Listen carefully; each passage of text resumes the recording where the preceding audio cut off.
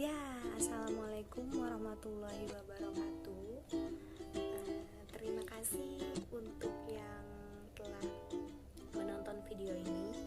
Terima kasih juga untuk anak-anakku sekalian yang telah mau mendengarkan penjelasan sedikit dari saya.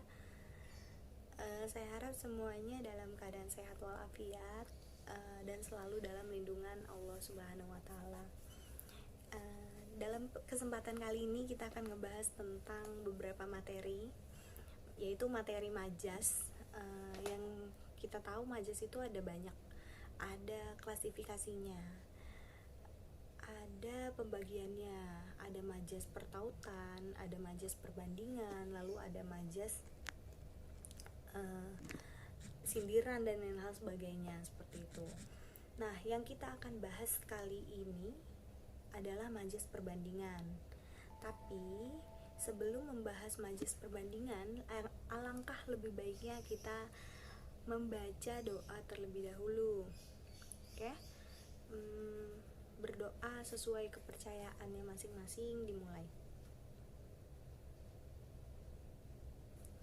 Oke, terima kasih untuk anak-anakku yang sudah melakukan doa. Semoga apa yang ibu sampaikan hari ini bermanfaat dan juga bisa kalian terapkan nanti di kehidupan sehari-hari seperti itu ya. Ambil baiknya, buang negatifnya seperti itu. Oke, anak-anakku sekalian, sekarang kita masuk ke dalam materi majas perbandingan. Tapi sebelumnya, Bu Guru akan menyampaikan beberapa kalimat di awal atau beberapa pengantar supaya semua murid ibu mengerti apa itu majas perbandingan. Maka wajib Bu Guru menyampaikan apa itu majas dan apa itu perbandingan agar nanti kedepannya dalam pembahasan kita murid-murid ibu tidak rancu dalam penyerapan atau pemahaman yang akan disampaikan selanjutnya gitu ya. Oke, Bu Guru yakin murid-murid ibu di rumah udah belajar sebelum melakukan pertemuan kali ini, belajar tentang majas ataupun membaca sedikit tentang apa itu majas, atau beberapa yang sudah tahu materi tentang majas, setidaknya pernah dengar majas. Oke, gitu. Majas itu apa sih? Majas itu adalah gaya bahasa yang digunakan oleh penutur dalam kehidupan sehari-hari atau digunakan dalam sebuah karya sastra, baik itu karya sastra novel, cerpen, pantun, dan karya sastra lainnya gitu.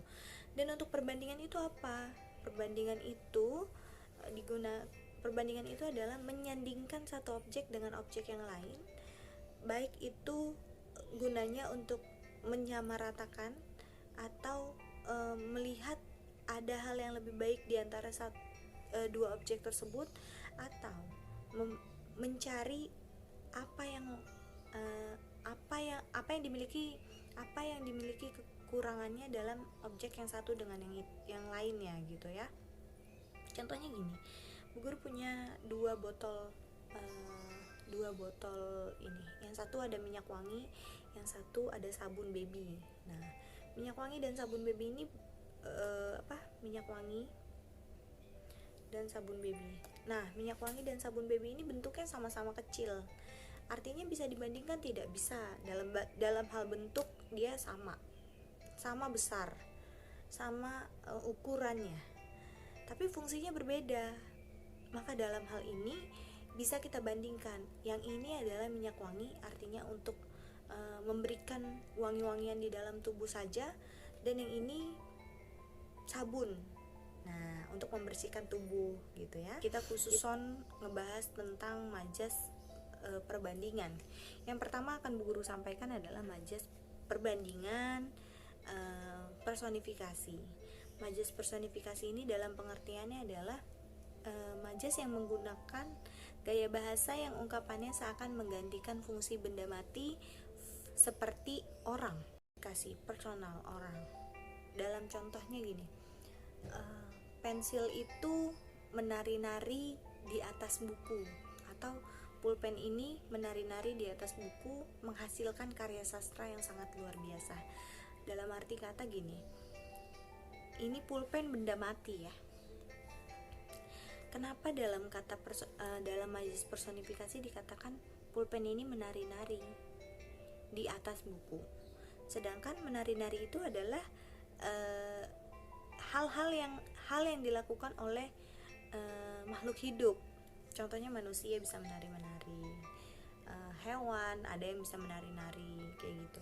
Tapi ini adalah benda mati. Nah, itu artinya majas personifikasi. Majas metafora adalah suatu majas yang membandingkan satu objek dengan objek lainnya yang serupa sifatnya, tapi tidak dibandingkan dengan manusia, melainkan hanya membandingkan dengan objek lain aja melalui suatu ungkapan. Contohnya apa, Bu Guru? Contohnya gini, Endang adalah anak emas di keluarga Bapak Bambang Kartadiningrat, misalnya gitu. Artinya adalah gini, Endang orang ya adalah anak emas. Anak emas itu bukan anak emas. Anak emas itu hanya gaya bahasa aja, dan membandingkan bahwa si Endang ini adalah anak, artinya anak kesayangan di dalam suatu keluarga si Bapak Bambang ini gitu. Anak emas. Oke, anak-anakku sekalian, semoga tetap ceria, semangat pagi terus gitu. Kita akan membahas yang ketiga. Yang ketiga adalah majas asosiasi. Majas asosiasi dalam pengertiannya adalah majas yang menggunakan atau majas yang membandingkan dua objek yang berbeda menggunakan kata penghubung. Nah, kata penghubung ini kan banyak ya. Ada bak, bahkan, atau bagaikan, seperti, dan ya, contohnya gini untuk majas asosiasi. Perangainya keras seperti batu, percuma saja menasihatinya. Kamu dan dia ibarat langit dan bumi. Nah, kamu dan dia ibarat langit dan bumi. Jadi ini ada yang dibandingkan nih. Lanjut ke materi selanjutnya. Yang keempat akan Bu Guru bahas di sini ada majas hiperbola. Literally kalau misalnya Bu Guru yakin murid-murid Bu Guru pasti sering mendengar majas ini. Dan kalau tahu majas ini pasti digunakan dalam kehidupan sehari-hari. Hiperbola. Hiperbola nih kamu misalnya gitu. Terlalu hiperbola gitu. Itu biasanya digunakan tuh. Karena ketika Bu Guru dulu sekolah, ketika tahu majas hiperbola tuh artinya apa, itu Bu Guru gunain sampai sekarang gitu. Ini curhat aja dikit ya. Jadi hiperbola itu mengungkapkan sesuatu secara berlebihan gitu, nggak sesuai nalar lah gitu, nggak sesuai, nggak masuk akal ketika diucapkan. Contohnya gini, kakek itu bekerja membanting tulang demi menghidupkan cucu-cucunya. Nah, kakek itu bekerja membanting tulang. Dalam kenyataannya, kakek itu mungkin dalam arti kata gini, kakek itu bekerja keras, tapi kan tidak membanting tulang.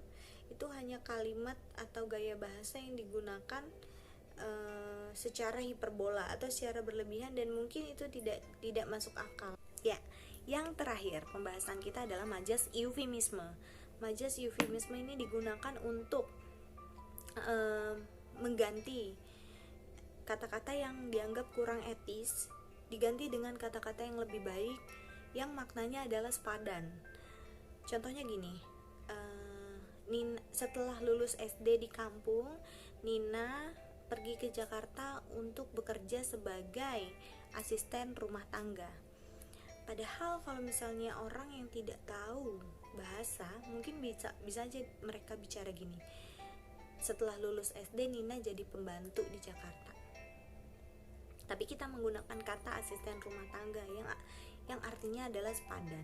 Bu Guru akan melakukan tanya jawab aja untuk proses evaluasi apakah anak-anak ibu semuanya mengerti dalam pembelajaran kali ini gitu ya.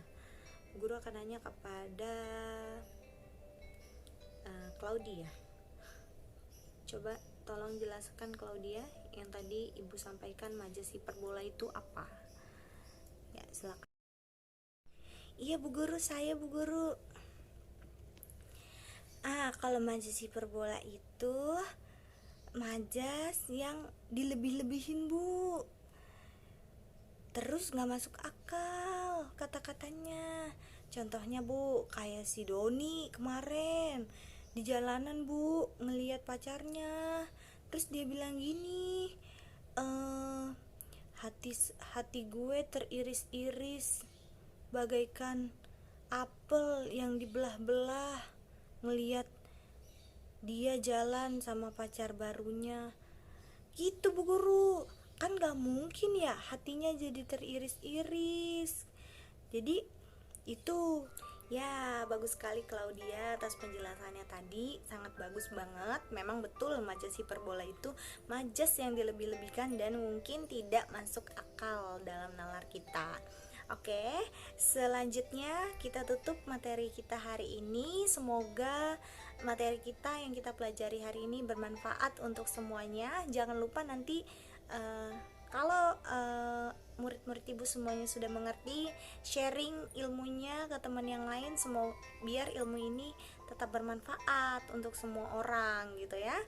Oke, terima kasih. Wassalamualaikum warahmatullahi wabarakatuh.